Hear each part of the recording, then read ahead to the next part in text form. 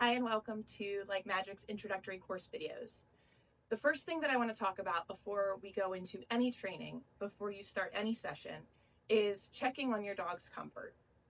What that might mean may differ from dog to dog depending on if they tend to be a little anxious, tend to be fairly confident, tend to be more reactive, and what emotions tend to come to the surface when they're training, when they're in new environments, when they're in distracting or exciting environments.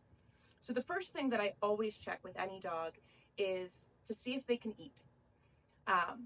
You don't have to use treats in your training. That is not necessary for training, but what you do need is something reinforcing to the dog, something the dog is willing to work for. For most dogs, that thing, the easiest thing to reach for, is going to be food. So if you're reaching for food, then I need to know, will that dog take the food that you're reaching for?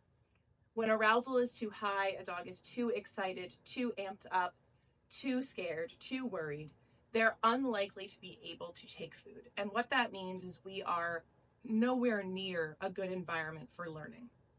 So first and foremost, I want to make sure that that dog can take food and take food enthusiastically and happily. I also want to check out their body language. I want to see if they're standing or sitting in a balanced way, if they seem relaxed or if they seem stressed.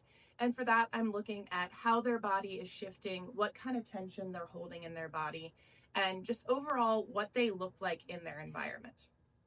Before you start anything, always try to work your dog in a comfortable and calm environment. Dogs don't learn well when they are excited, when they are overwhelmed, when they are overstimulated, just like humans. So starting practice in your home, even if the troubles and the challenges and the training goals you have are to get out there and get in the world and work off distracting things, we want to start in an easy environment. We want to start with easy distractions. We want to start at whatever the baseline for the behavior that we're looking for is going to look like. Because what that allows is for us to practice those behaviors and make them easy, natural, and well known to the dog before we start adding in more and more difficult pieces of the puzzle.